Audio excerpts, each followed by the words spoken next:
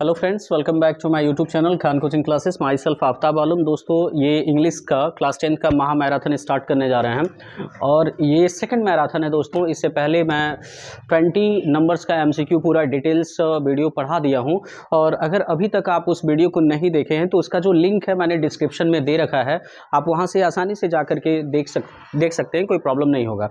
दोस्तों, एक चीज़ और कहना चाहेंगे कि अभी तक अगर आप हमारे चैनल पर नए हैं तो प्लीज़ चैनल को सब्सक्राइब कर लीजिए, बेल आइकन के बटन को दबा लीजिए ताकि आगे से आने वाले सारे वीडियो आपको प्रोवाइड होते रहें। ठीक है।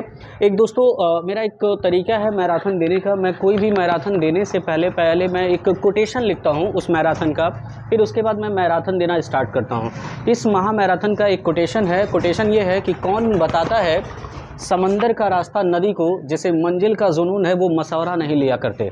यानी कौन बताता है समंदर का रास्ता नदी को। समंदर का रास्ता नदी को बताने की ज़रूरत नहीं है, क्योंकि अगर उसे समंदर से जाके मिलना होता है तो वो खुद मिल जाता है। जैसे अगर आपको पढ़ने का जुनून है तो बहुत दुनिया से आपको मशवरा लेने की ज़रूरत नहीं है, पढ़िए मेहनत से। क्वेश्चन ये था। और चलिए दोस्तों, ये 50 नंबर का एमसीक्यू है, 50 नंबर का ये महा मैराथन रिटन पेपर जो होता है वो है। और ये 50 नंबर में हमने कोशिश किया है कि ऐसे क्वेश्चन को सेलेक्ट किया जाए जो आपके बोर्ड एग्जाम में हूबहू देखने को मिल जाए। अब जो अनसीन पैसेज हमने लिया है, इससे पहले मैं बहुत सारा अनसीन पैसेज यूट्यूब पे पढ़ा दिया हूँ दोस्तों। अभी तक अगर आप नहीं देखें तो उसको जाके देख लीजिएगा। एक चीज़ और, ये मैंने एक अनसीन पैसेज लिखा है ताकि आपको समझ में आ जाए कि अनसीन पैसेज को सॉल्व करते हैं कैसे करते हैं। हम ये तो नहीं कहेंगे कि हूबहू यही अनसीन पैसेज आ जाएगा, लेकिन आ भी सकता है, चांसेस भी हैं। ठीक है, आ भी सकता है, क्योंकि 7 सेट बनते हैं तो किसी एक आध सेट में तो ये आएगा, ये श्योर है। एक आध सेट में किसी में ये अनसीन पैसेज आएगा और बाकी का अनसीन पैसेज मैंने पढ़ा करके डाल दिया है। ठीक है, चलिए इस अनसीन पैसेज को देखते हैं। बोर्ड एग्जाम में अनसीन पैसेज 7 मार्क्स के आते हैं और वो अनसीन पैसेज पहले पढ़ते हैं, उसके बाद आपको समझाएंगे कि कैसे सॉल्व करेंगे। देखिए, कह रहा है क्या, most of the girls belonging to poor families don't get to rural area. देखिए फिर से, most of the girls belonging to poor families don't get to rural areas when asked their parents would say that they wouldn't they want their daughters to be educated. They stay at home because their parents believe that the kind of education and offer is not appropriate for their daughters, or because they feel the risks are too great. Those risks are real. Girls are sexually harassed by their fellow students, strangers. Poverty also plays its part. If their clothes are torn, girls from poor families will stay at home. In such cases they are forced by the demands of the modesty and property. क्या कह रहा है, कह रहा है क्या, most of the girls, बहुत सारी ऐसी लड़कियां हैं बिलोंगिंग टू पुअर फैमिली, जो गरीब खानदान से आती हैं, जो गरीब परिवार से आती हैं। हमारे जीवन में बहुत सारे ऐसी लड़कियां हैं समाज में, जो बहुत सारी लड़कियां क्या करती हैं, पुअर परिवार से आती हैं। Do not go to rural areas, do not go to rural areas. यहाँ पे सेंस ये है कि यहाँ पे do not go to school होना चाहिए, डोंट गो टू स्कूल होना चाहिए। ठीक है, do not go to school, वे विद्यालय नहीं जाती हैं। जैसे बहुत सारी ऐसी लड़कियां जो गरीब खानदान से आती हैं, वे विद्यालय नहीं जाती हैं। व्हेन आस्क्ड देयर पेरेंट्स, जब उनके माता पिताजी से पूछा जाता है कि आप अपने बच्चों को विद्यालय क्यों नहीं भेजते, तो उनसे उनके माता पिता कहते हैं that they want their daughters to be educated, कि वे अपनी बच्चियों को तो पढ़ाना लिखाना चाहते हैं। दे स्टे एट होम, वे अपनी बच्चियों को घर पे इसलिए रखते हैं बिकॉज, क्योंकि देयर पेरेंट्स बिलीव दैट, क्योंकि उनके माता पिता यह मानते हैं the kind of education on offer is not appropriate for their daughters, कि जो इस प्रकार की वर्तमान शिक्षा विद्यालय में दी जा रही है वह उनकी बच्चियों के लिए अच्छा नहीं है। Because they feel risk are too great, और उन्हें लगता है कि उनकी बच्चियों के लिए जो खतरा है वो बहुत ज़्यादा बढ़ गया है। दोज रिस्क आर रियल, शायद वे खतरे वास्तविक हैं। गर्ल्स आर सेक्सुअली हरास्ड, जो बच्चियों को शारीरिक रूप से प्रताड़ित किया जाता है, जैसे harassed bye there fellow students, उनके जो सहपाठी होते हैं, जो साथ पढ़ने वाले लोग होते हैं, उनको मानसिक रूप से प्रताड़ित करते रहते हैं। जो स्ट्रेंजर होते हैं, जैसे लड़कियां जब पढ़ने जाती हैं तो बहुत सारे स्ट्रेंजर कमेंट पास करते रहते हैं। जैसे लड़कियां जब सड़क से निकलती हैं तो कुछ ऐसे भी लड़के होते हैं या कुछ ऐसे भी लोग होते हैं जो कमेंट पास करते रहते हैं, वो उन्हें हरेस्ट करते हैं। पॉवर्टी प्लेज इट्स पार्ट, गरीबी भी बच्चियों को विद्यालय न जाने में एक अहम किरदार निभाता है। कुछ बच्चियां गरीबी की वजह से विद्यालय नहीं जा पाती। If their clothes are torn, यदि किसी गरीब खानदान में रहने वाली बच्ची के जो कपड़े हैं वो फटे हुए हैं, तो गर्ल्स फ्रॉम पुअर फैमिलीज, तो जो लड़की गरीब खानदान से आती है, विल स्टे एट होम, वो घर रुकती है, वो विद्यालय नहीं जाती है। कह रहा है इन सच केसेस, ऐसे मामलों में they are forced by the demands of modesty and property, ऐसे मामलों में वे लोग क्या करती हैं, जो मोलेस्टाइजेशन होता है, मोलेस्टाइजेशन का मतलब किसी की गंदी नजर उन पे न पड़े, इस वजह से वो अगर उनका कपड़ा फटा है तो वो घर पे ही रुकना पसंद करती हैं, विद्यालय नहीं जाती हैं। तो अगर मान लीजिए ये हमने पूरा पैसेज पढ़ा दिया, अब इसी पैसे से क्या होता है, एक 3 क्वेश्चन बनाएंगे, 2-2 नंबर के, 2-2 नंबर के 3 क्वेश्चन और 1 नंबर का 1 क्वेश्चन बनता है। 4 क्वेश्चन आते हैं 7 नंबर में। तो इसमें मान लीजिए अगर आपसे क्वेश्चन पूछ ले कि लड़कियां विद्यालय क्यों नहीं जाती हैं, या उनके माता पिता क्या सोचते हैं, उनके माता पिता क्या सोचते हैं भाई, उनके माता पिता सोचते हैं कि आजकल की जो शिक्षा वर्तमान समय में वह उनकी बच्चियों के लिए उपयुक्त नहीं है, क्योंकि खतरा बहुत ज़्यादा क्या हो गया है, बढ़ गया है। और बच्चियों को कैसे हैरेस्ट किया जा रहा है, तो सेक्सुअली उन्हें हैरेस्ट किया, मानसिक रूप से उन्हें क्या किया जा रहा है, हैरेस्ट किया जा रहा है। ठीक है, जिन बच्चियों को जो गरीब खानदान से बिलोंग करती है, अगर उनके कपड़े फटे होते तो क्या करती हैं, वो विद्यालय नहीं जाती हैं। आप क्या करेंगे, जैसे अगर आपको पढ़ने आता है, बहुत सिंपल में समझिए, अगर आपको अर्थ निकालने आता है एग्जाम टाइम के दौरान, पैसेज आ गया, अर्थ निकाल लिए, क्वेश्चन का अर्थ समझ रहे हैं तो आप आसानी से कर लेंगे। लेकिन कुछ ऐसे भी बच्चे होते हैं जो पैसेज का अर्थ नहीं निकाल पाते या नहीं जानते हैं कैसे निकालना है, तो उनके लिए एक सिंपल ट्रिक समझ लीजिए। सिंपल ट्रिक क्या है, आप क्या करेंगे, पूरा क्वेश्चन में आप क्वेश्चन को ढूंढेंगे, और क्वेश्चन को जब ढूंढेंगे तो क्वेश्चन की लाइन आप देखेंगे कि पैसेज में कहाँ मैच कर रहा है, पैसेज में कहाँ मैच कर रहा है। तो आप एक काम करेंगे, ये लास्ट ऑप्शन है दोस्तों, हम इसको प्राइमरी ऑप्शन नहीं मानते। हमारा प्राइमरी ऑप्शन है कि आप पहले पैसेज को पढ़ें, समझें, अगर लिख सकते हैं तो लिखने का प्रयास करें। लेकिन लास्ट ऑप्शन क्या है, लास्ट ऑप्शन यही है कि भाई क्वेश्चन ना छूटे, उसके लिए ये ऑप्शन बता रही है, इसको पहला ऑप्शन नहीं बताइएगा। अगर आप पढ़ करके अर्थ निकाल करके लगा सकते हैं तो लिखिएगा, अगर नहीं लिख सकते तो उस कंडीशन में क्या करिएगा, क्वेश्चन देखिएगा, क्वेश्चन की लाइन देखिएगा, वह लाइनें जो हैं पूरे पैसेज में कहीं ना कहीं मैच करेंगी, और जहां से मैच करना स्टार्ट होगा, जब तक फुल स्टॉप नहीं दिया है वहां पे क्या करेंगे, उठा के लिख देंगे। आपको जैसे 2 नंबर का है तो 2 में तो 2 नहीं मिलेगा, लेकिन कोई भी एग्जामिनर आपको 1 नंबर देने से चूकेगा नहीं, वो 1 नंबर 1.5 नंबर जरूर देके आगे बढ़ जाएगा। छोड़ने से बेहतर 1-1.5 नंबर आपको मिल जाएगा, तो छोड़िएगा नहीं। उम्मीद करेंगे कि आपको पैसेज समझ में आया होगा, और अनसीन पैसेज को कैसे सॉल्व करना है ये तरीका आपको समझ में आया होगा। अगर अर्थ समझ सकते हैं तो पढ़िएगा, अर्थ छाट करके निकाल करके लिखिएगा, अगर नहीं समझ सकते तो लाइन मैच करिएगा, और लाइन मैच करके आसानी से लिख लीजिएगा, नोट डाउन कर लीजिए दोस्तों, स्क्रीनशॉट ले लीजिए। देखिए दोस्तों, अगला जो क्वेश्चन बनता है पार्ट बी में, वो बनता है ग्रामर से, और ग्रामर पोर्शन के नरेशन से बनता है, क्योंकि नरेशन एक बड़ा पार्ट है, और इस बड़े पार्ट को कैसे सॉल्व करें वो हमें जानना है। तो कुछ बेसिक चीज़ें आपको जानना पड़ेगा, और बेसिक चीज़ों के साथ साथ आपको ये भी पता होना चाहिए दोस्तों कि क्या पढ़ें, क्योंकि नरेशन में बहुत सारे रूल हैं, तो उन सारे रूलों को आप कवर अप कर सकते हैं तो करिए, लेकिन नहीं पढ़ सकते तो एटलीस्ट जो आपको आज पढ़ा रहे हैं इतना तो पढ़ करके एग्जाम में जरूर जाएगा। एक एग्जाम्पल आपको देखने को जरूर मिल जाएगा। देखिए, जैसे मान लीजिए आपके सामने एक नरेशन का एग्जाम्पल हमने दिया है, और बहुत सिंपल में समझिएगा, एक बात समझिएगा, अगर रिपोर्टेड स्पीच, पहली बात तो आप ये समझिएगा, ये कामा इन्वर्टेड कामा से पहले है तो ये आपका हो गया रिपोर्टिंग वर्ब, ये कामा इन्वर्टेड कामा के अंदर है तो ये आपका हो गया रिपोर्टेड स्पीच। एक बात और समझिएगा, जब भी रिपोर्टेड स्पीच सब्जेक्ट से शुरू हो और लास्ट में फुल स्टॉप का प्रयोग हो, ध्यान दीजिएगा हम क्या बता रहे हैं, हम जब भी रिपोर्टेड स्पीच सब्जेक्ट से शुरू हो लास्ट में फुल स्टॉप का प्रयोग हो, तो ये जो सेड टू है बिना कहे सुने, इस सेड टू को आप बदल देंगे टोल्ड में। उम्मीद करते इतना समझ में आ गया होगा। कब टोल्ड में बदलेंगे, जब रिपोर्टेड स्पीच का सब्जेक्ट हो, पहला सब्जेक्ट हो और लास्ट में फुल स्टॉप का प्रयोग हो, तो इस सेड टू को आप बदलना है टोल्ड में। ये जो कामा इन्वर्टेड कामा है इसको हटा के बदल देना है दैट में। दूसरा चीज ये देखिए, सर्वेंट ना फर्स्ट पर्सन है, ना सेकंड पर्सन है, ना थर्ड पर्सन है, तो आप ये जानते हैं चूंकि नाउन है तो इसको वैसे लिखना पड़ेगा, द सर्वेंट। अब इसको आप लिख देंगे तो यहाँ देखिए विल है, तो विल को आप बदलते हैं किस में, वुड में। अगर आप पढ़े होंगे एक आध बार भी, अगर नरेशन पढ़े होंगे तो आपको समझ में आ रहा होगा कि विल को चेंज करते हैं वुड में। नॉट है तो नॉट लिखिए, गो टू द मार्केट है तो ये लिख दीजिए गो टू द मार्केट, कोई दिक्कत नहीं होगा। ठीक है, उम्मीद करते हैं आपको समझ में आया होगा। इसी बेस्ड पर एक दूसरा रूल देखिए, ये तो पहला रूल था। दूसरा रूल क्या है, जैसे मान लीजिए कोई कह दे the teacher said to me, the teacher said to me the sun rises in the east. देखिए ये क्या कह रहा है कि the teacher said to me the sun rises in the east, teacher ने मुझसे कहा कि सूरज पूरब में निकलता है। एक बात और समझिए कि जब भी रिपोर्टेड स्पीच में कोई बात सत्य हो, सार्वभौमिक सत्य हो, इतिहास की घटना हो, ठीक है, कहावतें हो, मुहावरा हो, अगर प्रयोग होता है तो इसका टेंस नहीं बदलता है, इसका टेंस नहीं बदलता है। ठीक है, तो टेंस बदलना ही नहीं है तो यहाँ पे आप द टीचर लिखेंगे, ये जो सेड है ये बदल जाएगा किस में, टोल्ड में। कामा इन्वर्टेड कामा हटा के दैट लिखेंगे और बाकी बाद का पार्ट सेम टू सेम वैसे ही उतार देंगे। उम्मीद करते होंगे कि ये आपको 2 रूल समझ में आया होगा। ये कब नहीं बदलेगा? जब रिपोर्टेड स्पीच में और सार्वभौमिक सत्य का प्रयोग हो, ऐतिहासिक घटना का प्रयोग हो, ठीक है, मुहावरा कहावते का प्रयोग हो, तो इसका जो टेंस है वो कभी बदलता नहीं है। ठीक है, नोट करिए इसको। देखिए दोस्तों, नरेशन का अगला रूल आप जब चलेंगे, असर्टिव का मैंने 2 पढ़ा दिया, उसको अच्छे से पढ़ लीजिएगा।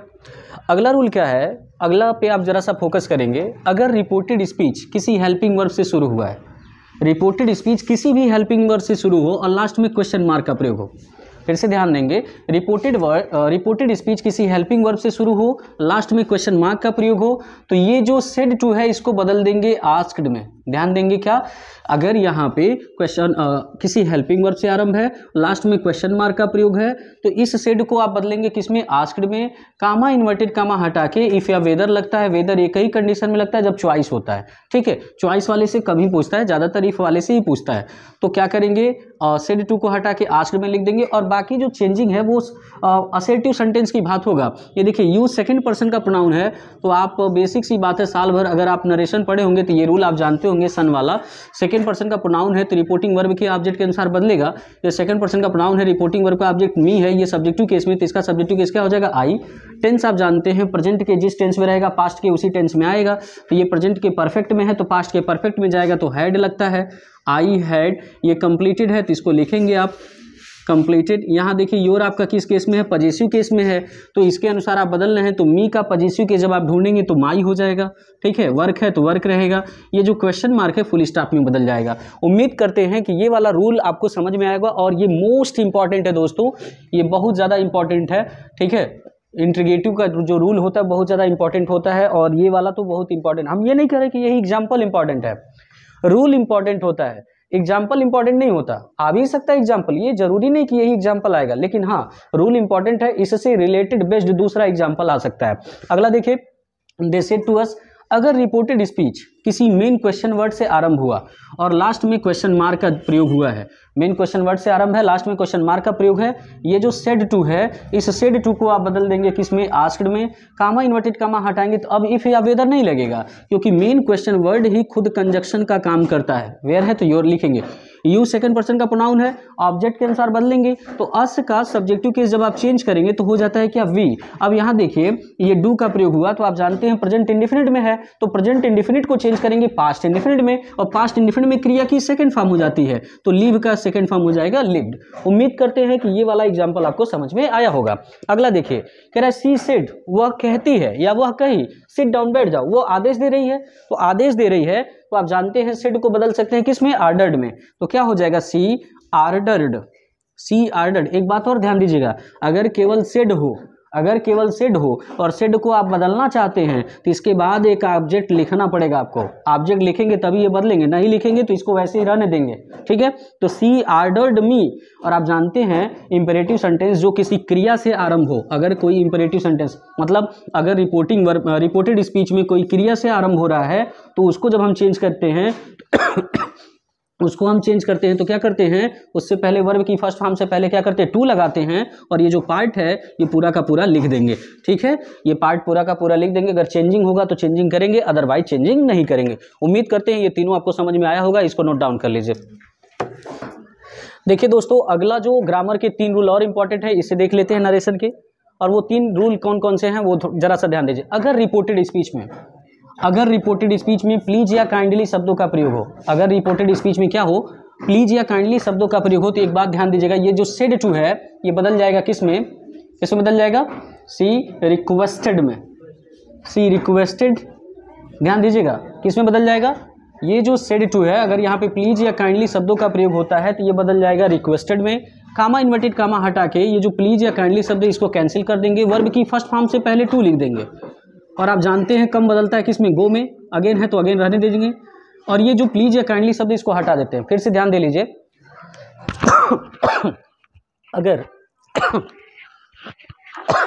देखिए दोस्तों थोड़ा सा डिस्टर्बेंस था, अब सब कुछ सही है, ध्यान देते हैं। क्या कह रहा है कि अगर रिपोर्टेड स्पीच में प्लीज या काइंडली शब्दों का प्रयोग है तो आप सेड टू को बदलेंगे रिक्वेस्टेड में, कामा इन्वर्टेड कामा हटाएंगे, इस प्लीज या काइंडली शब्दों को रिमूव कर देंगे, वर्ब जहां दिखेगा उससे पहले टू लगाएंगे, अगर वर्ब में चेंजिंग है तो करेंगे, क्योंकि कम बदलता है गो में, तो हमने बदल दिया। अगेन है तो अगेन लिख देंगे, बाद में फुल स्टॉप लिख देंगे, चेंज हो जाएगा। अगला देखिए, अगर रिपोर्टेड स्पीच में डू नॉट का प्रयोग हो, एक बात ध्यान दीजिएगा, अगर रिपोर्टेड स्पीच में डू नॉट का प्रयोग हो तो हम क्या करते हैं, ये जो सेड टू है इसको बदल देते हैं फॉरवर्ड में। ध्यान दीजिएगा, सेड टू को बदल देते हैं फॉरवर्ड में। ये डू नॉट को हटा देंगे, वर्ब की फर्स्ट फॉर्म से पहले टू लिख देंगे, वर्ब की फर्स्ट फॉर्म से पहले टू लिखेंगे। बाकी अगर प्रोनाउन चेंजिंग होगा तो करेंगे, अदरवाइज नहीं करेंगे। चेंजिंग रहेगा तो करेंगे, अदरवाइज नहीं करेंगे। इंपॉर्टेंट रूल है ये दोस्तों। यदि रिपोर्टेड स्पीच में डू नॉट का प्रयोग हो तो सेड टू को बदल देते हैं फॉरवर्ड में, ठीक है। यहां से डू नॉट को कैंसिल करेंगे, और जब डू नॉट कैंसिल होगा वर्ब की फर्स्ट फॉर्म से पहले टू आएगा, वर्ब को लिखिए, बाकी अदर कोई चेंजिंग है तो करिए, अदरवाइज छोड़ दीजिए। अगला, यदि रिपोर्टेड स्पीच में लेट अस का प्रयोग हो, फिर से ध्यान दीजिएगा, यदि रिपोर्टेड स्पीच में लेट अस का प्रयोग हो तो ये जो सेड टू है, इस सेड टू को आप बदल देंगे प्रपोज्ड में, इस सेड टू को प्रपोज्ड में या सजेस्टेड में बदल देंगे, कामा इन्वर्टेड कामा हटा के दैट लिखेंगे, और यहाँ पर अगर लेट अस का प्रयोग हुआ है और यहाँ पे अगर एक सब्जेक्ट थर्ड पर्सन में है, दूसरा सब्जेक्ट फर्स्ट पर्सन में है, तो ये लेट अस को बदल देते हैं किसमें, वी शुड में बदल देते हैं। बाकी जो सेम है इसको लिख देंगे, चेंजिंग करना रहेगा तो करेंगे, अदरवाइज नहीं करेंगे, ठीक है। फिर से ध्यान दे लीजिए, अगर रिपोर्टेड स्पीच में लेट अस का प्रयोग हुआ है तो सेड टू को बदलेंगे प्रपोज्ड या सजेस्टेड में, कामा इन्वर्टेड कामा हटाएंगे, दैट लिखेंगे, और अगर रिपोर्टिंग वर्ब का सब्जेक्ट थर्ड पर्सन में है और ऑब्जेक्ट फर्स्ट पर्सन में है तो लेट अस को बदल देंगे वी शुड में। बाकी अदर कोई चेंजिंग होगा तो करेंगे, अदरवाइज वैसे ही सेम रहने देंगे। अगर आप इन रूलों को अच्छे से पढ़ लेते हैं तो आपका 2 नंबर नरेशन से क्लियर हो जाएगा दोस्तों, नोट डाउन कर लीजिए। चलिए दोस्तों, अगला जो टॉपिक बनता है वो बनता है वाइस का, एक्टिव वाइस, पैसिव वाइस। थोड़ा सा वाइस को हाथों पे सीखते हैं आसानी से कैसे बनाएंगे। हमारे फिंगर्स पे आप ध्यान देंगे, ये फिंगर्स ध्यान देंगे, जिनको फिंगर्स समझ में आ गया उन्हें वाइस समझ में आ जाएगा। फिंगर्स को ध्यान दीजिए। आप जानते हैं बेसिकली प्रेजेंट में 4 टेंस होते हैं, पास्ट में 4 होते हैं, फ्यूचर में 4 होते हैं। तो आपको इतना तो पता होगा कि वाइस 8 का बनता है, 4 का नहीं बनता है। किसी भी परफेक्ट कंटिन्यूअस का वाइस नहीं बनता है, और फ्यूचर के 2 टेंस का नहीं बनता, एक फ्यूचर कंटिन्यूअस का और एक फ्यूचर परफेक्ट कंटिन्यूअस का। तो वाइस 8 ही टेंस का बनता है। कैसे बनेगा थोड़ा सा ध्यान देंगे उंगली पर। इसको आप मान लीजिए प्रेजेंट इंडेफिनिट, इसको मान लीजिए प्रेजेंट कंटिन्यूअस, इसको मान लीजिए प्रेजेंट परफेक्ट, इसको मान लीजिए प्रेजेंट परफेक्ट कंटिन्यूअस। अगर आपको ये पता है कि ये प्रेजेंट इंडेफिनिट टेंस में है, हम क्या कह रहे हैं जरा ध्यान दीजिएगा, एक टेंस आगे से जा करके हेल्पिंग वर्ब ले करके वाइस बनाता है। प्रेजेंट का इंडेफिनिट है तो ये जब वाइस बनाएगा तो प्रेजेंट कंटिन्यूअस से हेल्पिंग वर्ब लेगा। किससे हेल्पिंग वर्ब? एक टेंस आगे प्रेजेंट कंटिन्यूअस है, इससे हेल्पिंग वर्ब लेगा, इजएमआर इसको दे दिया तो इसका वाइस बन जाएगा।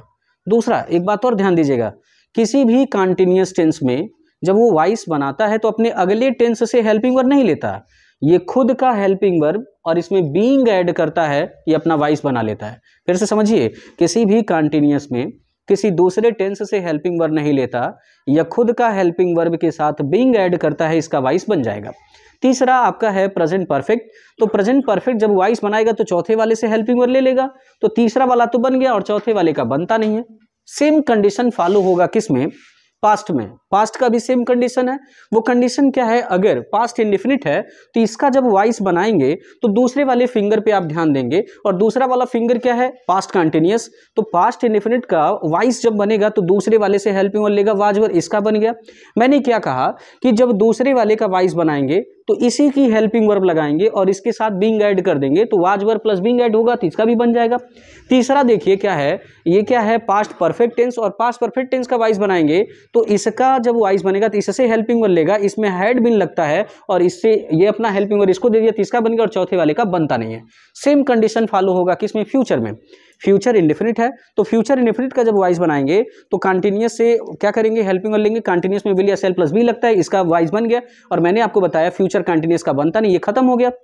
फ्यूचर परफेक्ट टेंस में आएंगे तो फ्यूचर परफेक्ट टेंस में क्या होता है कि ये अगले वाले टेंस से हेल्पिंग वर्ब लेगा, और अगले वाले टेंस में विल या सेल प्लस है बीन लगता है, तो ये अपना हेल्पिंग वर्ब इसको दे दिया, इसके पास कुछ बचा नहीं तो इसका बनेगा नहीं। ठीक है, आपको इतना तो समझ में आ गया कि वाइस कैसे बनता है। अब 2-3 बातें और ध्यान दे लीजिए। वाइस को बनाते समय सो और आस का नियम होता है कि एक्टिव वाइस का जो सब्जेक्ट होता है वो पैसिव वाइस का ऑब्जेक्ट बनता है और एक्टिव वाइस का जो ऑब्जेक्ट होता है पैसिव वाइस का सब्जेक्ट बनता है। दूसरा एक नियम और जानिए कि पैसिव वाइस में हमेशा क्रिया की थर्ड फॉर्म का प्रयोग होता है। एक और जनरली नियम जानिए, हर जगह बाई का प्रयोग नहीं होता। बच्चे क्या करते हैं, पैसिव वाइस बनाते समय बाई का प्रयोग कर देते हैं हर जगह, तो हर जगह बाई नहीं लगता है, कुछ रेयर केस में बाई नहीं लगता, वो भी आपको हम ट्रिक के माध्यम से बताएंगे कि कहाँ बाई नहीं लगता। फिलहाल के लिए अब जरा सा बोर्ड पे हम कुछ एग्जाम्पल लिखे हैं, इस पे ध्यान देंगे। एग्जाम्पल ये है, ही टीचेज अस साइंस। हमने क्या कहा कि एक्टिव वाइस से जब पैसिव वाइस बनाएंगे तो एक्टिव वाइस का जो ऑब्जेक्ट होगा पैसिव वाइस का सब्जेक्ट बन जाएगा। अस को जब आप सब्जेक्ट बनाएंगे तो अस का सब्जेक्टिव केस हो जाएगा वी, अस का सब्जेक्टिव केस हो जाएगा वी। कह रहा ही टीचेज अस, वह हमें पढ़ाता है। क्रिया में यस या ईएस आ गया, तो क्रिया में यस या ईएस किस में आता है, प्रेजेंट इंडेफिनिट में, और प्रेजेंट इंडेफिनिट का पैसिव वाइस बनाएंगे तो कंटीन्यूअस से हेल्पिंग वर्ब लेंगे, और कंटीन्यूअस में इजमार लगता है तो वी आपका प्लूरल है तो इसके साथ क्या लग गया, आर। उसके बाद क्रिया की थर्ड फॉर्म आएगी तो टीच का थर्ड फॉर्म क्या हो जाएगा, टाट। वी आर टाट, ये जो आपने छोड़ा था साइंस इसको लिख दीजिए, वी आर टाट साइंस, ठीक है। वी आर टाट साइंस किसके द्वारा, या फिर बाई लिखेंगे। एक्टिव वाइस का जो सब्जेक्ट है ही पैसिव वाइस में जाएगा तो क्या हो जाएगा, हिम। अगर आप मान लीजिए अस को सब्जेक्ट मान के नहीं बना रहे, साइंस को सब्जेक्ट मान के बना रहे तो लिखेंगे साइंस, क्योंकि साइंस सिंगुलर है तो यहाँ पे इज करेंगे, साइंस इज टाट, साइंस इज टाट। अब यहाँ ऑब्जेक्ट दिया तो यहाँ टू लिखना पड़ेगा क्योंकि ऑब्जेक्ट से पहले टू लगता है, ठीक है। साइंस इज टाट टू अस बाई किसके द्वारा, हिम के द्वारा। उम्मीद करते हैं समझ में आया होगा। दूसरा देखिए, मान लीजिए इस तरीके का दिया, अगर किसी वाक्य में पीपुल शब्द का प्रयोग हो, ठीक है, पीपुल शब्द का प्रयोग हो, पब्लिक शब्द का प्रयोग हो, तो ऐसे वाक्यों का पैसिव वाइस बनाते समय इन्हें निरर्थक माना जाता है, इनका नहीं लिखते, इनको लिखबे नहीं करेंगे। तो लिखेंगे क्या, एक्टिव वाइस का जो ऑब्जेक्ट है वो पैसिव वाइस में सब्जेक्ट बनेगा, तो इसको इधर ला दीजिए, द फ्रीडम फाइटर, इसको इधर लाएंगे, द फ्रीडम फाइटर आपका हो जाएगा द फ्रीडम फाइटर। ये देखिए कह रहा है पीपुल ऑलवेज एडमायर, लोग हमेशा प्रशंसा करते हैं, प्रेजेंट इंडेफिनिट में है, फिर प्रेजेंट इंडेफिनिट में आ गया तो प्रेजेंट कंटीन्यूअस से हेल्पिंग वर्ब लेगा, the freedom fighter. The freedom fighter स्वतंत्रता सेनानी, एक की बात हो नहीं रहा है, स्वतंत्रता सेनानी कई सारे होते हैं, तो बहुवचन में है तो क्या लग जाएगा, आर लग जाएगा। The freedom fighters are always, ठीक है। क्रिया की थर्ड फॉर्म लिखेंगे, एडमायर का थर्ड फॉर्म करेंगे, एडमायर्ड हो जाएगा। फुल स्टॉप बाई नहीं लगाएंगे क्योंकि ये खत्म हो गया है तो बाई नहीं लगेगा, ऑब्जेक्ट रहेगा तभी तो बाई लगाएंगे, ऑब्जेक्ट पीपुल दे दिया था तो इस वजह से ये कैंसिल हो गया। अगला, अगर मान लीजिए एक्टिव वाइस में क्या दिया हो, हु शब्द का प्रयोग हो, ध्यान से देखिए, अगर एक्टिव वाइस में हु शब्द का प्रयोग हो तो इस हु को आप बदल दीजिएगा किस में, बाई हुम में। क्या करेंगे आप, हु को बदल देंगे बाई हुम में। उसके बाद इजमार लिखेंगे, इजमार लिखने के लिए एक्टिव वाइस का ऑब्जेक्ट देखिए, ये लेटर है तो क्या लिखे, is. By whom is a letter, by whom is a letter, क्रिया की थर्ड फॉर्म हो जाएगा तो राइट का थर्ड फॉर्म होता है क्या, written. By whom is a letter written, ठीक है। उम्मीद करते हैं ये समझ में आया होगा। अगला देखिए, he did not kill a tiger, ये किसमें है, डिड नॉट का प्रयोग होता है आपका पास्ट इंडेफिनिट में, और फिर पास्ट इंडेफिनिट पहला आ गया तो पास्ट कंटिन्यूअस से हेल्पिंग वर्ब लेगा, तो बनेगा क्या, ए टाइगर हो जाएगा, ए टाइगर। और पास्ट कंटिन्यूअस में वाज वर्ब लगता है तो वाज लिख देंगे, ए टाइगर वाज नॉट। क्रिया की थर्ड फॉर्म लिखेंगे तो किल का थर्ड फॉर्म होता है क्या, killed. A tiger was not killed by, जो एक्टिव वाइस का सब्जेक्ट है ही पैसिव वाइस में जाएगा तो ही को कन्वर्ट करेंगे तो क्या बन जाएगा, हिम हो जाएगा, ठीक है। उम्मीद करते हैं समझ में आया होगा। अगला देखिए, सी कैन डू दिस वर्क, जब कैन कुड में माइट का प्रयोग होता है उसका पैसिव वाइस बनाते समय कैन कुड तो लिखेंगे, इसके साथ बी का प्रयोग करते हैं। अब इसका पैसिव वाइस बनाएंगे तो हो जाएगा this work, this work can be, this work can be, ठीक है। डू को आप चेंज करेंगे तो डू बदल जाएगा थर्ड फॉर्म में डन हो जाएगा, बाई। सी को आप करेंगे क्या, हर, तो ये आपका पैसिव वाइस बन जाएगा। उम्मीद करते हैं आपको समझ में आया होगा। देखिए दोस्तों, अगला कुछ क्वेश्चन हम समझते हैं वाइस से, और अगला क्वेश्चन समझिए। देखिए, अगर एक्टिव वाइस में प्लीज या काइंडली शब्दों का प्रयोग हो, ध्यान दीजिएगा, अगर एक्टिव वाइस में प्लीज या काइंडली शब्दों का प्रयोग हो तो इस प्लीज या काइंडली शब्दों को हटा के हम इसके जगह पे लिखते हैं you are requested to, you are requested to लिखेंगे, और बाकी का जो पार्ट है इसे सेम टू सेम उतार देंगे। उम्मीद करेंगे कि आपको समझ में आया होगा। देखिए, अगर किसी एक्टिव वाइस में प्लीज या काइंडली शब्दों का प्रयोग हुआ है दोस्तों, तो इसका जब आप पैसिव वाइस बनाइएगा तो प्लीज या काइंडली शब्दों को रिमूव करिएगा, उसके स्थान पर यू आर रिक्वेस्टेड टू लिखेगा, और इसके बाद का जो पार्ट होगा सेम टू सेम उतार दीजिएगा। उम्मीद करते हैं ये समझ में आया होगा। दूसरा देखिए, अगर कोई वाक्य किसी क्रिया से आरंभ हुआ है, अगर कोई वाक्य किसी क्रिया से आरंभ हुआ है तो इसको बनाने के लिए ये फार्मूला याद कर लीजिएगा, let plus subject plus be plus verb third, ये फार्मूला होता है इसको बनाने के लिए। कह रहा है पोस्ट दिस लेटर। अब इसको जब आप बनाएंगे तो सबसे पहले लिखेंगे लेट, उसके बाद सब्जेक्ट है, एक्टिव वाइज का ऑब्जेक्ट, पैसिव वाइज का सब्जेक्ट बनता है, तो लेट दिस लेटर, ठीक है, लेट दिस लेटर। सब्जेक्ट के बाद आप देखेंगे तो बी है, फिर क्रिया की थर्ड फॉर्म है, पोस्ट का थर्ड फॉर्म क्या होता है, पोस्टेड होता है, बन गया आपका passive voice, let this letter be posted. उम्मीद करते हैं ये भी आपको समझ में आया होगा। और ये तो दोस्तों मोस्ट इंपॉर्टेंट एग्जाम्पल ही है, मोस्ट इंपॉर्टेंट एग्जाम्पल और मोस्ट इंपॉर्टेंट रूल भी है। अब इस रूल को जरा समझते हैं, यही तो हमारा एक ऐसा रूल है जिसके साथ बाई नहीं लगता। ध्यान देंगे दोस्तों कैसे, देखिए हमने आपको यहाँ पे लिखा होगा नो और ओब्लाइज के साथ हमेशा टू का प्रयोग होता है, नो और ओब्लाइज के साथ हमेशा टू का प्रयोग होता है। यहाँ देखिए नो आ गया, तो नो आ गया तो इसके साथ बाई नहीं लगेगा। एक्टिव वाइज का जो ऑब्जेक्ट है, पैसिव वाइज का सब्जेक्ट होगा तो हिम को कन्वर्ट करेंगे तो ही में हो गया। अब ही आपका एक वचन है तो इज हो गया, ही इज। क्रिया की थर्ड फॉर्म होगा तो नो का थर्ड फॉर्म होता है known, he is known to, और आई को बदलेंगे आप मी हो गया, ये वेरी वेल है तो इसको सेम टू सेम उतार देंगे। फिर से ध्यान दीजिए, अगर किसी एक्टिव वाइज में नो और ओब्लाइज का प्रयोग हुआ है तो उसके साथ हम टू का प्रयोग करते हैं, बाई का प्रयोग नहीं करते। दूसरा चीज समझिए दोस्तों, अगर किसी एक्टिव वाइस में क्या प्रयोग हुआ है, यहाँ देखिए साइड का एक रूल चलता है, साइड का रूल मतलब जैसे जानते हैं ये रूल कहाँ से आया, इसका एग्जांपल जैसे ऐसे क्लास में कोई बैठा था और क्लास में बैठा था तो मैं उसे पूछा क्या हो, साइड हो क्या, वहीं से ये निकल के आया रूल, ठीक है। साइड के साथ एट लगता है, याद ध्यान दीजिएगा, साइड के साथ एट लगता है। अब साइड में ऐसे आप मेंशन कर लीजिएगा, साइड में क्या होता है, साइड से यस से दो मीनिंग आएगा, शॉक्ड और सरप्राइज्ड, ए से दो मीनिंग आएगा, एस्टोनिश और अलार्म, डी से दो मीनिंग आएगा, डिसअपॉइंट और डिस्ट्रेस, ठीक है, डिसअपॉइंट और डिस्ट्रेस। तो यहाँ देखिए डिसअपॉइंट आ गया, और जब यहाँ डिसअपॉइंट आया है दोस्तों, इसको थोड़ा सा बंद करिए, थोड़ा सा लाइट की वजह से डिस्टर्बेंस था, लेकिन अब सब कुछ सही है दोस्तों। उम्मीद करते हैं आपको बोर्ड पे दिखाई दे रहा होगा। फिर से ध्यान से समझते हैं कि हमने क्या कहा कि साइड वाला जो रूल है, यहाँ पे देखिए शॉक्ड और सरप्राइज्ड है, एस्टोनिश्ड और अलार्म है, डिसअपॉइंट और डिस्ट्रेस है, इनके साथ हमेशा एट लगता है। तो जब आप इसका पैसिवाइज बनाएंगे तो मी को कन्वर्ट करेंगे तो आई बन गया। यहाँ देखिए पास्ट इंडेफिनिट में है तो हमने आपको बताया पास्ट इंडेफिनिट दूसरे वाले से हेल्पिंग वन लेगा तो वाज हो जाएगा, आई वाज। क्रिया की थर्ड फॉर्म डिसअपॉइंटेड का थर्ड फॉर्म यही होता है, आई वाज डिसअपॉइंटेड। फिर इसके बाद एट लगेगा, सी को बदल देंगे, क्या हो जाएगा, हर हो जाएगा, ठीक है। फिर आगे देखिए अगला रूल चलता है एसीआई हो क्या, अगला रूल चलता है एसीआई हो क्या। ए से निकल के आया एब्जॉर्ड, सी से निकल के आया कांटेन और इंटरेस्ट, आई से निकल के आएगा सी से निकल के आएगा कांटेन और कांसिस्ट आएगा, कांटेन और कांसिस्ट, कांटेन और कांसिस्ट आएगा, और आई से निकल के आएगा इंटरेस्ट। इनके साथ हमेशा इनका प्रयोग होता है। कैसे देखिए, कह रहा है इट कांटेन्स 20 पेन्स, तो हो जाएगा 20 पेन्स, 20 पेन्स आर, कांटेन का थर्ड फॉर्म करेंगे तो कांटेंट हो जाएगा 20 पेन्स आर कांटेंड इन इट, ठीक है, क्योंकि कांटेंट के साथ इन लगता है। और अगला दोस्तों मोस्ट इंपॉर्टेंट रूल है, क्योंकि ये बहुत फेमस है और मैंने एक बहुत फेमस क्रिकेटर पे बनाया है ये ट्रिक। और ट्रिक क्या है, आईपीएल और चैंपियंस ट्रॉफी महेंद्र सिंह धोनी ने जीता। इसका एग्जाम्पल क्या है, आईपीएल और चैंपियंस ट्रॉफी महेंद्र सिंह धोनी ने जीता। और इसका बहुत सिंपल सा ट्रिक है, क्या, impressed, pleased, lined, charmed, thronged, satisfied और डिसगस्टेड के साथ हमेशा क्या लगता है, विथ। इसको जब आप लिखेंगे, चूंकि ये कॉमन क्रिकेटर है, बहुत फेमस क्रिकेटर है महेंद्र सिंह धोनी, अधिकांश लोग जानते होंगे, जो कभी क्रिकेट खेले होंगे तो इसका नाम जानते होंगे कि IPL champions trophy Mahendra Singh Dhoni जीता है। आईपीएल कई बार जीता है, चैंपियंस ट्रॉफी भी 2013 का हिंदुस्तान का जीता है, तो इसलिए उस पर ये ट्रिक है। और देखिए इसमें क्या है, इम्प्रेस्ड, इम्प्रेस्ड आया, इम्प्रेस्ड के साथ क्या लगेगा, विथ। अब इसको देखिए अस है तो अस को चेंज करेंगे, क्या हो जाएगा, वी। अब वी हो जाएगा तो यहाँ देखिए पास्ट इंडेफिनिट में है तो पास्ट कंटिन्यूअस में जाएगा, तो इसके साथ क्या लग जाएगा, वर, वी वर। ये क्रिया की थर्ड फॉर्म यही होता है, वी वर इम्प्रेस्ड। फिर इसके साथ क्या लगेगा, विथ, और ही को जब आप कन्वर्ट करेंगे तो हिम बदल जाएगा, ठीक है। एक और इंपॉर्टेंट रूल समझ लीजिए, अगर किसी वाक्य में वरी का प्रयोग हुआ, किसी वाक्य में वरी का प्रयोग होगा तो इसके साथ हमेशा अबाउट लगेगा, बाई का प्रयोग नहीं होगा। उम्मीद करते हैं दोस्तों आपको ये पैसिव वॉइस समझ में आया होगा। देखिए दोस्तों काफ़ी देर से हम लोग पढ़ रहे हैं, एक जोक सुनते हैं, बहुत अच्छा जोक है, फिर उसके बाद हम लोग पढ़ेंगे।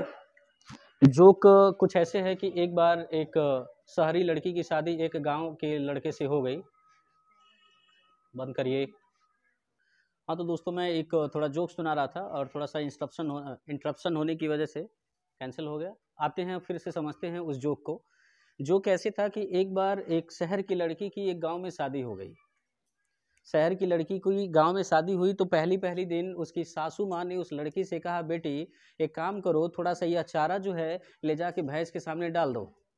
थोड़ा सा ये चारा ले जाके भैंस के सामने डाल दो। तो वह जो बहू थी, चूँकि शहर से बिलोंग करती थी और कभी भैंस वैंस को चारा डालने नहीं गई थी, तो वह गई और उसके मुख को देखने के बाद चली आई, क्योंकि उसके मुख से झांक निकल रहा था। तो उसके मुख को देखने के बाद, चूंकि आप जानते हैं भैंस पगुरी करती हैं तो साइड से झांक निकलता रहता है, तो वो पगुरी कर रही थी तो उसके मुख से झांक निकल रहा था। तो वह जो बहू थी, नई नवेली दुल्हन जो शहर से बिलोंग करती है, वह आई और उसकी माँ ने कहा, इतना जल्दी चारा वापस लेके क्यों चली आई, क्यों तुम चारा उसको दी नहीं, क्या वजह था? तो कही, अरे मम्मी जी जानती हैं भैंस कोलगेट कर रही है अभी। थोड़ा थोड़ा समझते हैं इसको।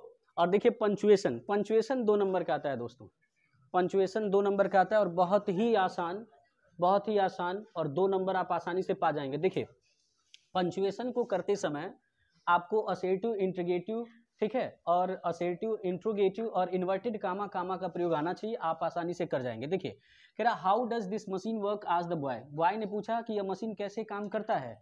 बॉय ने पूछा, लड़के ने पूछा, यह मशीन कैसे काम करता है। तो इसका बनेगा the boy asked comma inverted comma. एक बात और ध्यान दीजिए, जब भी कामा इन्वर्टेड कामा लग जाता है तो जो वर्ब, कोई भी वर्ड लिखेंगे इसके अंदर, तो पहला वर्ड हमेशा कैपिटल में। How does this machine how does this machine work, यह मशीन कैसे काम करता है। तो यहाँ देखिए क्वेश्चन वर्क से शुरू हुआ, तो यहाँ पे क्या करेंगे, क्वेश्चन मार्क देंगे, ठीक है, और यहाँ पे इन्वर्टेड कामा क्लोज कर देंगे। उम्मीद करते हैं ये समझ में आया होगा। दूसरा देखिए, he said to Ravi, I can not write French. अब यहाँ देखिए कैसे बनेगा, ही सेड टू रवि, तो ही जो है कैपिटल हो जाएगा, ही सेड टू रवि। किसी भी व्यक्ति का नाम जो प्रॉपर नाउन होता है उसका नाम हमेशा कैपिटल में लिखा जाता है। ही सेड टू रवि, फिर कामा इन्वर्टेड कामा शुरू होगा। फिर अभी आपको बताए हैं कि इन्वर्टेड कामा के अंदर का जो पहला लेटर होगा वो किस में रहेगा, कैपिटल में, तो आई हो जाएगा। फिर यहाँ हो जाएगा can not, I can not right. यहाँ देखिए फ्रेंच एक भाषा है, एक लैंग्वेज है, और भाषाओं का नाम हमेशा कैपिटल लेटर में लिखा जाता है। तो फ्रेंच का जो यफ होगा वो कैपिटल में हो जाएगा, इन्वर्टेड कामा क्लोज हो जाएगा फुल स्टॉप के बाद। उम्मीद करते हैं कि ये आपको पंचुएशन समझ में आया होगा और बेहतर तरीके से समझ में आया होगा, आप 2 नंबर आसानी से कर लेंगे। दूसरा चीज समझिए दोस्तों, आपका बोर्ड एग्जाम में 4 नंबर का ट्रांसलेशन आता है। मैं 6 पैसेज आपको समझाऊंगा, उसी में से बोर्ड एग्जाम में कोशिश है कि वो मिल जाए, ठीक है, उम्मीद करेंगे कि मिल जाए, और मिलता भी है, लेकिन एक प्रयास है। अब ऐसा भी नहीं कह सकते कि वही भी आएगा, क्योंकि बेसिकली मैंने आपको ट्रांसलेशन का एक एक रूल आपको पढ़ाया है, और अगर आप डिटेल पढ़े होंगे तो कहीं से भी आएगा, कोई दिक्कत नहीं होगा, आप कर जाएंगे। लेकिन फिलहाल एक प्रयास है कि कम से कम वो पैसेज हूबहू मिल जाए। तो प्रयास देखते हैं। सबसे पहले क्या है, वृक्ष हमारे देश की अमूल्य निधि है। वृक्ष हमें केवल ईंधन व फल ही नहीं देते, बल्कि वे हमें इमारती लकड़ी भी देते हैं। हमें अधिक से अधिक पेड़ लगाना चाहिए, अनावश्यक रूप से पेड़ों को नहीं काटना चाहिए। तो क्या हो जाएगा, वृक्ष हमारे देश की अमूल्य निधि है, तो trees are our precious treasure, यानी जो पेड़ है हमारे लिए बहुमूल्य खजाना है, निधि है, ट्रीजर है। अगला, वृक्ष हमें केवल ईंधन व फल ही नहीं देते, बल्कि वे हमें इमारती लकड़ी भी देते हैं। Trees not only gives us fruits, trees not only gives us fuel and fruits, but also they give us, वो हमें क्या देते हैं, timber, but also they give us timber, वो हमें इमारती लकड़ी भी देते हैं। अगला, हमें अधिक से अधिक पेड़ लगाना चाहिए। We should grow more and more plants, हमें ज़्यादा से ज़्यादा पेड़ लगाना चाहिए, अनावश्यक रूप से पेड़ों को नहीं काटना चाहिए। We should not cut trees unnecessarily, हमें पेड़ों को अनावश्यक रूप से नहीं काटना चाहिए। अगला, ये इसके चांसेस दोस्तों 99%, क्योंकि इसी साल महाकुंभ का मेला लगा है, इसी साल महाकुंभ का मेला लगा है, वो प्रयागराज में लगा है, तो इसके आने के चांसेस लगभग 90% से एबव हो सकता है, क्योंकि जो चीज़ हालिया वर्तमान में चलता है उस पर आने के चांसेस बढ़ जाते हैं। देखिए प्रयागराज एक प्रसिद्ध नगर है, Prayagraj is a famous city, ठीक है, इसका एक गौरवशाली इतिहास है, it has a glorious history, ठीक है, या ऐसे भी बना सकते हैं, it's history is very glorious. यहाँ गंगा और यमुना का संगम है। द कॉन्फ्लुएंस ऑफ, संगम का मतलब होता है कॉन्फ्लुएंस, कभी कभी बच्चे संगम का संगम लिख देते हैं, तो इसका संगम का संगम नहीं लिखना है, कॉन्फ्लुएंस का मतलब होता है संगम। The confluence of Ganga and Yamuna is here, Ganga और यमुना का संगम यहाँ है। यहाँ उत्तर प्रदेश का उच्च न्यायालय है, the high court of you Uttar Pradesh is here, ठीक है। यह एक स्वच्छ और सुंदर नगर है। इट इज़ अ ब्यूटीफुल, या कह सकते हैं it is a neat and clean city, ऐसे भी बना सकते हैं, it is a beautiful and clean city, it is a neat and clean city, ऐसे बना सकते हैं। उम्मीद करते हैं समझ में आया होगा, नोट डाउन कर लीजिए। चलिए दोस्तों, थोड़ा सा कुछ और पैसेज देखते हैं, 3 पैसेज और इंपॉर्टेंट है, उसको चेकआउट कर लेते हैं। कह रहा है ईश्वर चंद्र विद्यासागर एक योग्य अध्यापक थे। कई विद्यार्थी उनके पास पढ़ने आते थे। विद्यासागर ने विद्यार्थियों की सुविधा के लिए व्याकरण की एक पुस्तक लिखी। उन्होंने शिक्षा की उन्नति के लिए अनेक प्रयास किए। इसका कैसे बनाएंगे? ईश्वर चंद्र विद्यासागर एक योग्य अध्यापक थे। Ishwar Chandra Vidyasagar was an able teacher. कई विद्यार्थी उनके पास पढ़ने आते थे। Many students came to read him. Vidyasagar ने विद्यार्थियों की सुविधा के लिए एक व्याकरण की पुस्तक लिखी। For the convenience of the students he wrote the grammar book. अगला, उन्होंने शिक्षा की उन्नति के लिए अनेक प्रयास किए। He did many attempt for the progress of the education. ठीक है। अगला, ईमानदार व्यक्ति सच्चाई का मार्ग कभी नहीं छोड़ता। An honest person never leaves the path of the truth. ठीक है। वह परिश्रमी होता है, ही इज हार्ड वर्किंग या ही इज लेबोरियस। वह दूसरों का हिस्सा नहीं लेना चाहता। He doesn't want to take another share. वह सादा जीवन उच्च विचार पसंद करता है। He likes simple living and high thinking. अगला है, एक ईमानदार व्यक्ति सदैव न्याय और सच्चाई के पथ का अनुसरण करता है। An honest person always follow the path of truth and justice. वह कभी किसी को धोखा नहीं देता। He never deceives anyone. ईमानदारी सच्चे सुख एवं शांति का स्रोत है। Honesty is the source of truth. Honesty is the source of true happiness and peace. उसके लिए ईमानदारी ही सबसे उत्तम नीति है।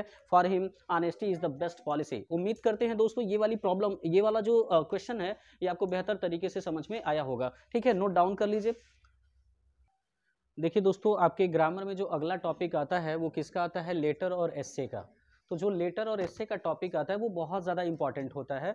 लेटर और एस्से इतना इंपॉर्टेंट होता है कि आप इसको जैसे कई चीज़ों पे फोकस आप कर लें तो आसानी से आपका 10 नंबर क्लियर हो जाएगा। ठीक है। जैसे लेटर में आपको क्या क्या चीज़ प्रिपेयर करें तो लेटर आपका मैच कर जाएगा। देखिए, पहला letter, write a letter to your friend inviting him to attend your sister's marriage और बर्थडे पार्टी।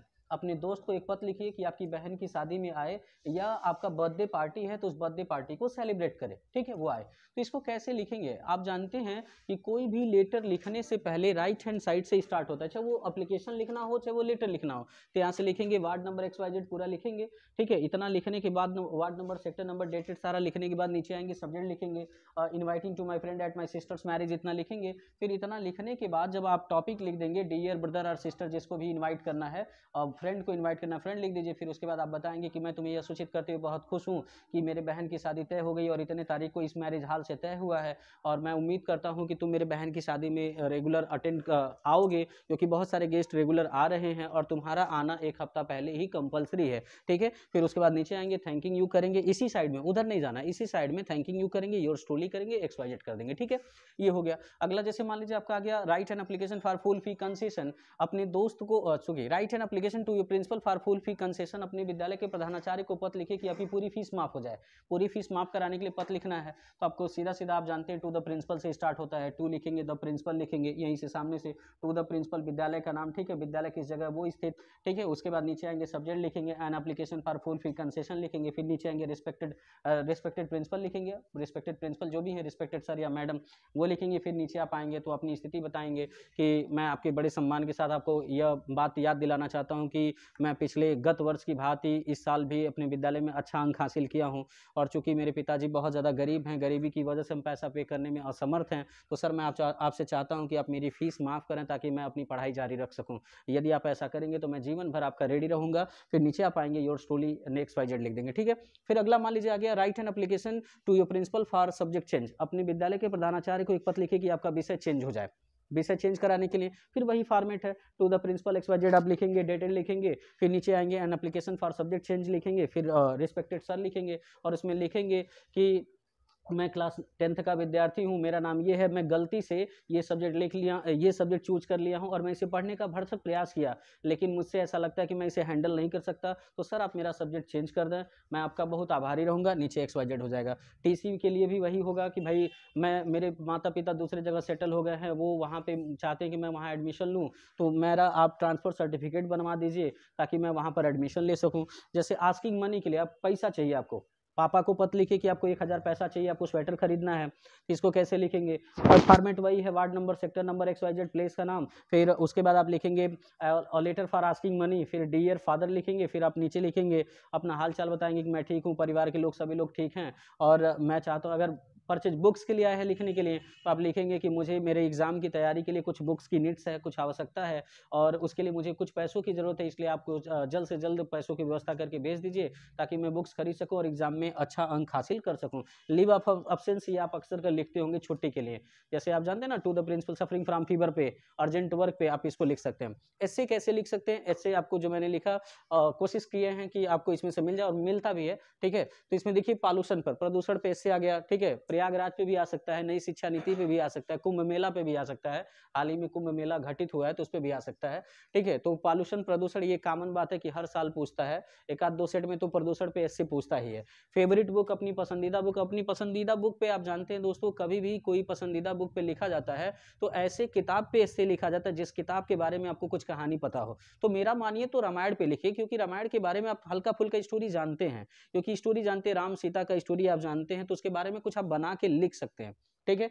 अब इसमें जैसे मान लीजिए फेवरेट बुक पे लिखना है तो इंट्रोडक्शन लिखिए, कोई भी ऐसे लिखते समय इंट्रोडक्शन लिखा। अगर इससे पूछ रहा है तो इंट्रोडक्शन और कंक्लूजन तो लास्ट हेडिंग होता है, लेकिन इससे नहीं पूछ रहा है, आर्टिकल पूछ रहा है, तो उसमें क्या होता है, उसमें हेडिंग्स नहीं पड़ती, केवल पैराग्राफ चेंज करके लिखा जाता है, ठीक है। पैराग्राफ चेंज करके पैसेज नुमा आप लिखते जाइए, कोई दिक्कत नहीं है। क्रिकेट मैच पे लिखना है तो क्रिकेट मैच किसके किसके बीच खेला जाता है, कितने प्लेयर्स होते हैं, क्या क्या होता है, डिसीजन क्या होता है, रूल्स क्या होते हैं, रन बनाते हैं तो दूसरी टीम क्या करती है, फिर दूसरी टीम मैच को जीतने के लिए क्या होता है, मैच को जीतने के बाद क्या किया जाता है, प्राइज डिस्ट्रीब्यूशन जो भी है वो क्या होता है।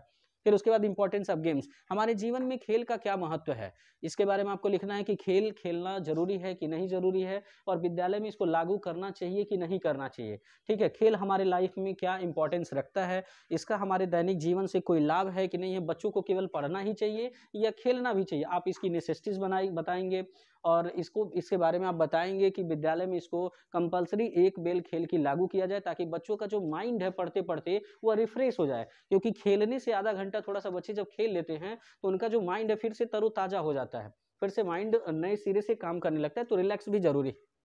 अगला फादर मदर फार्मर पे अगर ऐसे आ जाए तो तीनों कॉमन बात है दोस्तों, इंट्रोडक्शन, उनका ड्रेस, हिज ड्रेस हो गया, उनका बिहेवियर हो गया, उनकी क्वालिटी हो गया, डेली लाइफ हो गया, कंक्लूजन हो गया, तीनों का एक ही चीज होता है। प्राइज सेरेमनी, जैसे मान लीजिए रिपब्लिक डे है तो रिपब्लिक डे के बारे में आप लिखेंगे, रिपब्लिक डे का फंक्शन कैसे प्रिपेयर किया गया है, और वहाँ पर जो बच्चे प्रोग्राम किए हैं तो प्रोग्राम में बच्चे कैसे पार्टिसिपेट किए हैं, फिर उसके बाद लास्ट में प्राइज सेरेमनी कैसे दिया गया। उम्मीद करते हैं ये लेटर और आपको ये ऐसे क्लियर हो गया होगा। फिर आगे चलते हैं दोस्तों, इसको नोट डाउन कर लीजिए।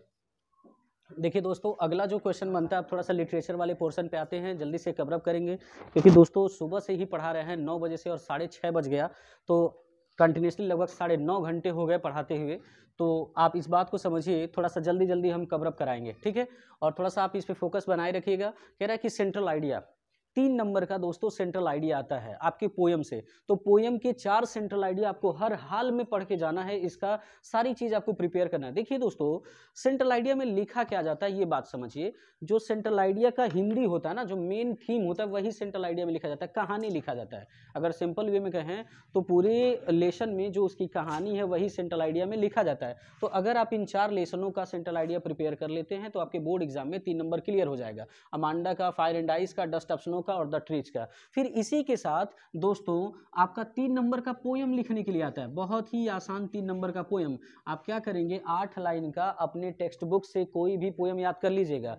क्योंकि क्यों कह रहे हैं 8 लाइन का, आता तो है 4 ही लाइन, 8 लाइन इसलिए कह रहे हैं क्योंकि कभी कभी मान लीजिए जो 4 लाइन आप याद करके गए हैं वही 4 लाइन आपके क्वेश्चन पेपर में आ जाएगा तो आप नहीं लिख पाएंगे, क्योंकि वहां पे लिखा रहता है कि do not copy out of the lines that is given in this question paper. इस क्वेश्चन पेपर में जो लाइंस दिया गया है उसको नक के छाप के नहीं लिखना है, इसलिए कह रहे हैं दोस्तों 8 लाइन का पोयम आप याद करिएगा। मान लीजिए 4 लाइन आपके उस क्वेश्चन में आ गया, क्वेश्चन पेपर में, तो 4 लाइन नहीं रहेगा, तो जो नहीं रहेगा उसको आप लिख दीजिएगा। ये 3 नंबर का हो गया। 6 नंबर उम्मीद करते हैं इसको समझ में आ गया होगा, नोट डाउन कर लीजिए। अगला क्वेश्चन देखते हैं दोस्तों, प्रोज से शॉर्ट आंसर का आता है 6 नंबर का, और ये जो अगर आप 13 क्वेश्चन तैयार कर लेते हैं तो आपका 6 नंबर क्लियर हो जाएगा। देखिए दोस्तों, what according to Mandela had apartheid policy affected South Africa. Mandela के अनुसार रंगभेद की नीति ने साउथ अफ्रीका को कैसे प्रभावित किया था। मैंने इसका आंसर भी लिखवाया था कि पूरा साउथ अफ्रीका की जो रंगभेद की नीति थी पूरे साउथ अफ्रीका के लोगों को जकड़ लिया था। वहाँ के जितने भी काले लोग थे, गोरे लोग, उन्हें मार करके अपने देश से भगा रहे थे, ठीक है। Describe your use about mister किजिंग। Mister किजिंग के बारे में आपको बताना है कि मिस्टर किजिंग कौन थे। अगर आप मेरा पहला वीडियो देखे होंगे ना तो मिस्टर किजिंग के बारे में आप जान गए होंगे कि सर किसके बारे में बात कर रहे हैं। Mister किजिंग challenging. एन फ्रैंक के मैथ के टीचर थे, थोड़े से स्ट्रिक्ट थे। कभी भी एन फ्रैंक बात करती थी तो उसे पनिशमेंट के रूप में उसे क्या करते थे, एस से लिखने के लिए दिया करते थे। What according to Mandela is true freedom, Mandela के अनुसार सच्ची आज़ादी कब क्या है? तो मंडेला के अनुसार सच्ची आज़ादी ये है कि जब देश के हर लोग फ्री रहें तो वही सच्ची आज़ादी कहलाती है। Who was Kisa Gautami, what did she do in her grief, Kisa Gautami कौन थी, वो अपने दुख में क्या की? कीसा गौतमी एक लेडी थी जिसका लड़का मर गया था, वो अपने दुख में इधर उधर दर दर भटक रही थी अपने बेटे को जिंदा कराने के लिए। व्हाट मेड बल्ली sad on her return of journey, बल्ली अपने जर्नी पर जब वापस लौट रही थी क्यों दुखी हो गई? उस काऊ के मरने पर वह क्या हो गई थी, दुखी हो गई थी। अगला, what does N right in her first essay, Anne Frank अपने पहले एसे में क्या लिखी थी? तो पहले एसे में लिखी थी कि बात करना एक विद्यार्थी का सर्वोत्तम क्वालिटी है और वह विरासत में अपनी माँ से सीखी, इसलिए बात करना वह छोड़ नहीं सकती। Why was Lencho soul filled with sorrow, Lencho की जो आत्मा थी दुखी क्यों हो गई? तो आप जानते हैं लेंचो की आत्मा दुखी इस वजह से हुई थी क्योंकि उसका पूरा का पूरा फसल ओलो के पड़ने की वजह से क्या हो गया था, बर्बाद हो गया था। अगला, describe to tourist place about Coorg, Coorg के बारे में दो फेमस प्लेसों के बारे में बताना है, वहाँ के जो घूमने वाले। अभी आपको बताए थे बाइलाकुप्पे, निसारक धामा, ठीक है, ये सारी चीजें हमने आपको बताया था, ब्रह्मगिरी हिल्स, बाइलाकुप्पे, निसारक धामा। अगला, what do you know about early life of Buddha, Buddha भगवान के प्रारंभिक जीवन के बारे में क्या जानते हैं? उनके बचपन का नाम सिद्धार्थ गौतम था, 12 साल की अवस्था में पढ़ने गए, 16 साल में रिटर्न हुए, 16 साल में विवाह किए, 10 साल से हैप्पीली रहे, 25 साल की अवस्था में घर द्वार छोड़ के चले गए। अगला है, where did oath taking ceremony take place, वह कसम खाने वाला जो समारोह था कहाँ हुआ था? यूनियन बिल्डिंग इन प्रिटोरिया में हुआ था। हम आपको नेल्सन मंडेला वाले चैप्टर में पढ़ाए हैं। Where Pranjal and Rajveer going, Pranjal और राजवीर कहाँ जा रहे थे? असम जा रहे थे। अगला, what did Mandela think oppression and oppressors, Mandela अत्याचारी और अत्याचार करने वालों के बारे में क्या सोचते हैं? वो सोचते हैं कि एक अत्याचारी और एक अत्याचार करने वाला दोनों लोग आज़ाद नहीं होते, फ्री नहीं होते, क्योंकि अत्याचार करने वाला इस बात का डर रहता है कि मैं इसके ऊपर अत्याचार कर रहा हूँ तो कहीं ऐसा ना हो कि वो मुझे मारेगा, और जो अत्याचार को सहता है वो भी सोचता है जिस दिन छूटूंगा उस दिन इसे पक्का मारूंगा, इसी वजह से दोनों फ्री नहीं होते। अगला है, how was Lencho helped, Lencho की मदद कैसे किया गया? आप जानते हैं पोस्टमास्टर जो था एक अच्छा आदमी था, अपनी सैलरी का एक हिस्सा और बाकी कर्मचारियों की मदद से वह 70 पीस कलेक्ट किया और उसकी हेल्प किया था। ठीक है, नोट डाउन करिए दोस्तों, स्क्रीनशॉट ले लीजिए। देखिए दोस्तों, अगला जो क्वेश्चन बनता है वो प्रोज के लॉन्ग आंसर से। तो प्रोज के लॉन्ग आंसर में अगर आप 7 प्रिपेयर कर लेते हैं अच्छे से मैच हो जाएगा, और 7 का थोड़ा सा हम एक डेफिनेशन आपको दे रहे हैं। जैसे कह रहा है कैरेक्टर स्केच ऑफ लेंचो, बल्ली एंड एन, या तो लेंचो का कैरेक्टर स्केच इंपॉर्टेंट है, बल्ली का, एन फ्रैंक का, और मैं इसके बारे में बहुत डिटेल जाकर के आपको वीडियो में बता दिया हूँ, तो इसके बारे में अब ज़्यादा चर्चा नहीं करना चाहता। आगे देखिए, what was Balli stronger desire, what did she do to fulfil for it, Balli की एकमात्र जो मजबूत इच्छा थी वो क्या थी और इसको पूरा करने के लिए क्या की वो, इसके बारे में भी मैंने आपको बताया है कि madam rights on the bus, इस क्वेश्चन को टिक कर लीजिएगा और आसानी से पढ़ लीजिएगा। बल्ली की एकमात्र इच्छा थी कि गाँव से शहर तक की बस से यात्रा करे, और इसको पूरा करने के लिए पूरा जी जान लगाई, बहुत सारी चीज़ों को नहीं खरीदी, नहीं खाई, मेले में नहीं गई, पैसा जो एकत्रित की 30 पैसा, फाइनली 60 पैसे एकत्रित करने के बाद वो अपनी यात्रा को कंप्लीट की। अगला, what did Buddha say about the mortals of the world, Buddha भगवान ने इस संसार में नश्वर जीवन के बारे में क्या कहा है? तो बुद्ध भगवान ने बताया है कि मनुष्य जो है वह क्या है, वह इस धरती पे आया है और जो चीज़ इस धरती पर पैदा हुई है उस चीज़ का समापन है, उस चीज़ का अंत है। ठीक है, अगला है, what does Mandela think about patriots, Mandela जो है अफ्रीका के पैट्रियार्ड्स के बारे में क्या सोचते हैं? वो अफ्रीकन के पैट्रियार्ड जो जिनमें बहुत सारे लोग देश को आज़ाद कराए थे, वे लोग मर जाते हैं तो उन्हें धन्यवाद नहीं कह पाते हैं। ठीक है, यही चीज़ सोचते हैं। अगला है, व्हाट डज मंडेला से about the courage love and hate, Mandela जो है साहस, प्रेम और नफरत के बारे में क्या कहते हैं? वो बताते हैं साहसी आदमी वो नहीं होता जो किसी से डरता नहीं, बल्कि साहसी आदमी वो होता है जो अपने डर पर विजय प्राप्त करता है। और जिस तरीके से इंसान नफरत करना सीख सकता है, जिस तरीके से इंसान प्रेम करना सीखता है, या जिस तरीके से इंसान जो बचपन में बच्चा होता है उसे नफरत करना सिखाया नहीं जाता, उसे नफरत करना बताया नहीं जाता, उसे जब बताया जाता तभी वो किसी से नफरत करता है, ठीक उसी तरीके से तो प्रेम तो इंसान के अंदर एक नेचुरल क्वालिटी वो इंसान के अंदर आता है। फिर अगला, where is Coorg situated, how does it look, Coorg कहाँ स्थित है? आपको बताया है कर्नाटक में स्थित है, मैसूर और मैंगलोर के बीच में स्थित है, एक छोटा सा जिला है, कॉफी स्टेट के लिए फेमस है, बारिश ज़्यादा होती है सितंबर से लेकर मार्च के बीच में, बहुत डिटेल जाके आपको बताए हैं। अगला, bring out Lencho siemens faith in God, Lencho का विश्वास भगवान में क्या आस्था था, इसके बारे में लिखना है। फिर अगला क्वेश्चन आता है 4 नंबर का, शॉर्ट स्टोरी से लॉन्ग आंसर। तो शॉर्ट स्टोरी से ज़्यादा नहीं पढ़ना, बस कैरेक्टर पे आप ध्यान दीजिए। कैरेक्टर आप पढ़ लीजिए, 4-5 कैरेक्टर पढ़ लेंगे, आपका प्रिपेयर हो जाएगा 4 नंबर। जैसे भोली का कैरेक्टर आप अच्छे से प्रिपेयर कर लीजिएगा दोस्तों। भोली कौन थी, मैं आपको वीडियो में बताया हूँ कि भोली कौन थी, भोली के बारे में थोड़ा सा चर्चा किया हूँ। मटिल्डा के बारे में, मटिल्डा कौन थी। हरी सिंह के बारे में मैंने चर्चा किया। हरी सिंह एक चोर था, 15 साल का था, स्मार्ट थी था, अनिल के पास गया जॉब करने के लिए, ठीक है। ग्रिफिन कौन था, एक साइंटिस्ट के बारे में मैंने आपको बताया है। ट्रिकी एक कुत्ते के बारे में मैंने आपको बताया। मिसेस पंफरे इस ट्रिकी की जो मालकिन है, इनके बारे में। होरेस डेनबाई जो लॉक मेकर था, इसके बारे में मैंने आपको चर्चा किया है। नोट डाउन कर लीजिए। आपका 3 नंबर का और क्वेश्चन बचा है, शार्ट आंसर टाइप क्वेश्चन, इसको नोट डाउन कर लीजिए, फिर उसको नोट करते हैं। देखिए दोस्तों, चूंकि समय काफ़ी ज़्यादा हो गया, इसलिए इस टॉपिक को थोड़ा जल्दी कवरअप करेंगे, बहुत ज़्यादा समय हो गया, और इस टॉपिक को कवरअप करते हैं। देखिए शार्ट आंसर शार्ट स्टोरी से इतना जो क्वेश्चन है, इसको आप प्रिपेयर कर लीजिए, 3 नंबर आपका प्रिपेयर हो जाएगा। इससे बाहर आपको प्रिपेयर पढ़ने की जरूरत नहीं है, इससे बाहर इतना प्रिपेयर कर लीजिए, प्रिपेयर हो जाएगा। देखिए इसको समझाने से पहले एक, चूंकि शाम हो गया है तो शाम पे एक शायरी याद आ रहा है, और वो शायरी सुन लेते हैं क्योंकि बच्चों की फरमाइश भी है। और शायरी कुछ ऐसे है कि दिन में मिल लेते रात जरूरी थी क्या, दिन में मिल लेते रात जरूरी थी क्या, बेनतीजन ये मुलाकात जरूरी थी क्या। दिन में मिल लेते रात जरूरी थी क्या, बेनतीजन ये मुलाकात जरूरी थी क्या। मुझसे कहते तो आंखों में बसा लेते तुम्हें, मुझसे कहते तो आंखों में बसा लेते तुम्हें, भीगने के लिए यूं बरसात जरूरी थी क्या।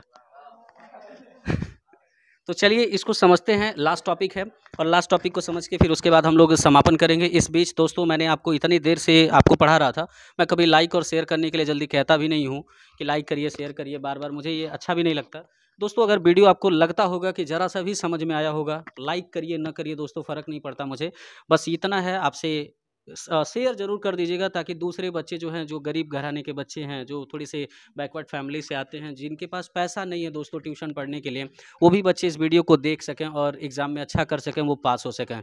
और मेरा यही उद्देश्य है दोस्तों कि मैं वीडियो बनाऊँ, जो गरीब घराने के बच्चे हैं उन्हें भी थोड़ा सा बेनिफिट मिल जाए और वो भी एग्ज़ाम में अच्छा स्कोर कर सकें। चलिए समझते हैं।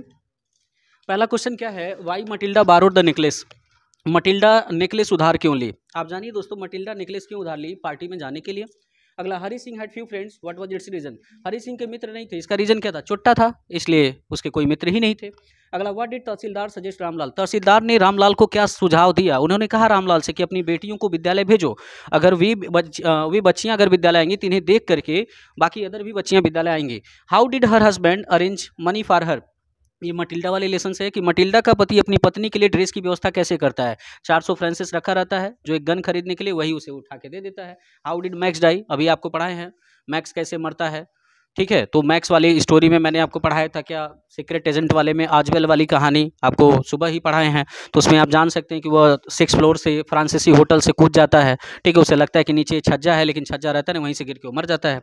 अगला, how did the old lady spoil the plan, वह बूढ़ी औरत कैसे पूरा प्लान खराब कर देती है। आपको पढ़ाए हैं और क्वेश्चन ऑफ ट्रस्ट, होरेस डेनबाई का 60 साल की लेडी जो रेड फ्रॉक पहनी रहती है, वो आती है, उसका पूरा प्लान क्या करती है, वो बताती है कि घर की लेडी है, वहाँ की मालकिन है, वो चाबी भूल गई है और उसका पूरा प्लान खराब कर लेती है, चोरी उसी से करवाती है, फिंगरप्रिंट उसी का आता है, उसी को फंसा देती है।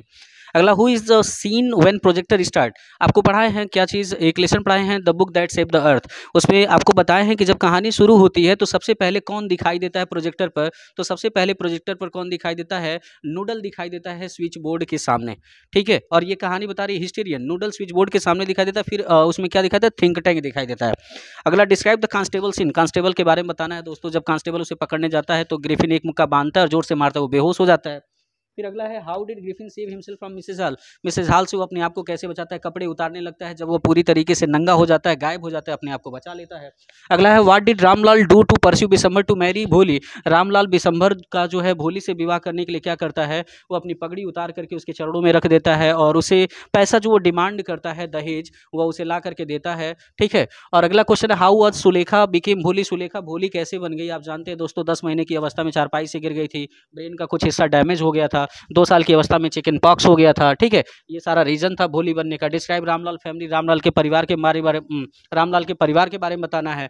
रामलाल एक नंबरदार आदमी था, उसके 7 बच्चे थे, 4 लड़कियां 3 लड़के थे। बड़ी लड़की का नाम राधा, फिर मंगला, फिर चंपा, फिर भोली, ठीक है। उसके बाद क्या है, what was only way to save Tricky, Tricky को बचाने का एकमात्र तरीका क्या था, उसके भोजन को कम कर दिया जाए, उसका मोटापा कम हो जाएगा तो उसका जान बच जाता।